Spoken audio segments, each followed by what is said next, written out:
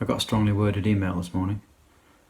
Dear Sir, it has come to our attention that during your last video you pretended to demolish a building by clicking your fingers. This is not possible. We have checked. Moreover, we believe that this is the kind of misinformation that leads to stupidity, credulity, and a general de-skilling of the population. Magical thinking about building projects has also been empirically linked to the worrying rise of belief in conspiracy theories. We must warn you that if the factuality of your channel does not improve, we may have to tag your content to inform the public that you are a pillock. Bit harsh? Please make amends by apologising in full and ensuring that your future output is restricted to helpful product reviews, useful information, and matters of a generally educational and entertaining nature. Yours sincerely, J. Obsworth of IVA, the Instructional YouTube Videos Association. Gosh, I didn't know they took it so seriously. Episode 2. Dun, dun, dun, dun. Episode 2. Dun, dun, dun, dun. Episode 2. Episode 2. Yes, it's episode 2. Dun, dun, dun, dun,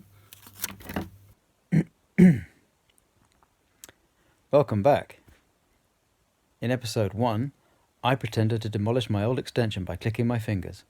It was all lies and trickery, and you saw through it immediately. I'm sorry.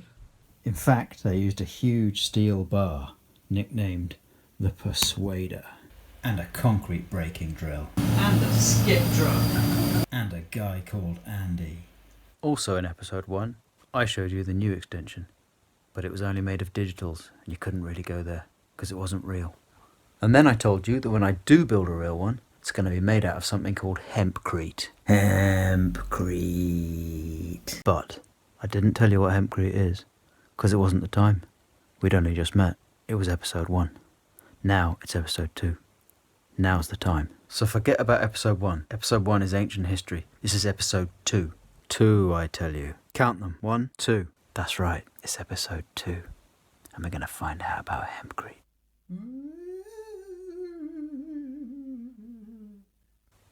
Oh, look. I've got my first troll. This fella's annoying. I bet he doesn't really know anything about building things. I'll set him straight when it comes to the comment section. Hempcrete is made out of the foam part at the centre of the stem of the hemp plant. It's called the shiv, which is dried and broken into pieces about 10 or 20 mil long, and then fixed in a lime slurry to make a material with a sort of open structure. Hempcrete? Basically little lumps of natural insulation foam in a crispy coating. Sounds like hippie concrete to me. If you think of concrete as a stone aggregate fixed in cement, then hempcrete is a plant-based aggregate fixed in lime. It's made of plants? I don't like plants. I like concrete. So whereas concrete is very dense, very heavy, very strong under compression, so it can be used in a way that's self-supporting and it can deal with being got wet. Hempcrete can't do any of those things. It's not self-supporting and you can't get it wet? Did he actually just admit it's not a replacement for concrete? But it does have its own properties that are rather wonderful. To make a building out of hempcrete, you need a supporting structure, and that can be made out of anything, but the simplest way to go about it is to build a timber frame structure and then use the hempcrete as infill. So when you do that, a couple of nice things happen. The first is that the lime in the hempcrete acts as a natural wood preserver on the timber frame. So you can build an untreated softwood timber frame without any nasties on it, and the lime will do that job for you. It's basically a slightly modernised version of a building technique like wattle and daub, where you're building with mud, lime and sticks, and the lime binds the mud and protects the wood. I knew it. Hippies. They won't rest till we're all living in mud huts and eating turnips. And the second thing is that the hempcrete, having some compressive strength, although not as much as concrete, actually adds racking strength to the timber frame. So you can use a lighter grade of timber frame than you might have otherwise used, and you'll get the same strength. And consequently, you get the environmental benefits. That's all well and good, but some of us haven't got time to grow our own. We've got houses to put up.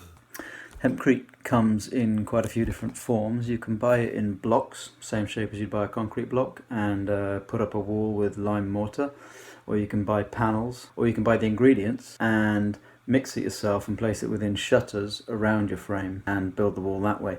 And of the three, mixing it yourself is the most environmentally friendly and the highest performing, because if you put a wall up made of blocks with a layer of lime mortar between each block, that layer of lime mortar acts as a cold bridge. And if you buy in ready-made panels, then you increase the carbon footprint. So the way that I'm going to do it is to mix it myself and place it within shutters. All right then, David Attenborough. How are you going to make it meet modern building standards for thermal resistivity then? The little bits of plant foam in the hempcrete give it good thermal properties. So you can build a monolithic wall 300 mil thick and it will exceed the U values required by building control. On the other hand, the lime that encases the plant foam gives the hempcrete some thermal mass. That means it can hold some heat. So you can charge up the wall from a sunny day or from a fire or something like that. And then during the night, say, the heat will radiate back out of that wall into the room and warm the house. Okay, fine. But where are you going to put the polythene vapour barrier? Another property that hempcrete has is that it's what's called hygroscopic, which means that it actually regulates the amount of moisture in the room. And that's possible because the structure of the hempcrete is open. It's got lots of little air pockets in it, so air and water vapour can slowly make their way through. And the whole structure is left breathable. You don't block that path. You put finishes on either side of the wall which also let moisture through. So you either use a breathable lime render or a membrane and some kind of cladding. And that allows the moisture to leave the building. No polythene, eh? I wouldn't let you near my house. The air inside a building gets damp and then you want to get rid of that moisture. So you throw it away. You might blow it out of an extractor fan in a kitchen or a bathroom. But the problem is that that's also the warm air, so you throw away the heat with it. In a modern building structure, which is completely non-breathable, you've got a problem of how do you get rid of the moisture without getting rid of the heat. And then you might need to get involved in using a heat exchanger or something like that that can throw away the moisture in the air without throwing away the heat in the air. So a hygroscopic wall will do that for you, and the consequence is that the rooms feel nice and they perform very well. It feels nice to have a cup of chai and a teepee, and then come home from Glastonbury and sleep in a proper house. So having done all of these things pretty well, Hempcrete still has one more trick up its sleeve, and it's the big one. Hempcrete is carbon negative. That means the more you build with it, the more carbon you lock down. How is that possible? It isn't! It's just not possible! It's a pipe dream! Wake up and smell the barley cup! Well, to understand that, you need to understand a little bit about where the carbon comes from in the production of lime and in the production of cement. No. I have not got time for this. I could have put up a wall while he was talking. There are two sources of carbon. One is chemical and one is thermal, if you like. So to make either cement or lime, you need to bake the ingredients at a high temperature. But in the case of cement, the temperature is much higher. You need to bake the ingredients at over 1,000 degrees. Whereas in the case of lime, it's more like 900 degrees. So because you've got to get the cement hotter, you've got to use a lot more energy, and so you're going to emit a lot more carbon doing it. And when you make an omelette, you've got to break some eggs doing it. Unless you're a vegan, which I suppose you probably are. The other source of carbon is chemical. So when you make cement, you change the chemical structure of the ingredients and you drive off some carbon during the heating process as carbon dioxide. And that carbon dioxide goes into the atmosphere, never to be seen again, and adds to global warming and so forth.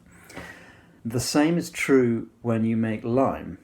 You bake the ingredients and it drives off some carbon as carbon dioxide. But in the case of lime, to a certain extent, while that lime is curing, it reabsorbs carbon from the atmosphere. So for the chemical reason as well, the carbon footprint of making lime is much lower than the carbon footprint of making cement. Giving it this, changing the world. So that accounts for carbon production. For both the thermal reason and the chemical reason, cement emits more carbon than lime emits. But in the case of a hempcrete wall versus a concrete block wall, you've got another factor, which is the carbon that the hempcrete wall locks down. So if I was to build a concrete block wall, Now you're talking my language. I know that the cement has been made in quite a carbon intensive way. I put the wall up, that's it. Whereas if I was to build a hempcrete wall, I know that the hemp plant has locked down carbon while it was growing. And I'm going to put it in a wall and leave it there.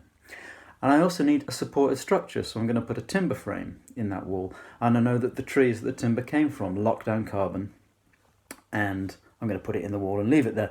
So what happens in the case of a hempcrete wall is that although there is some CO2 production from the baking of the lime, some of that CO2 is reabsorbed during the curing of the lime, and there's also a carbon sink coming from the wood and the hemp itself. When you balance the two out, the net carbon production is negative. You lock down a little bit of carbon. And that is why I thought I'd give it a try. Incompetent drivel peddled by latte sipping posers. That should do it. Or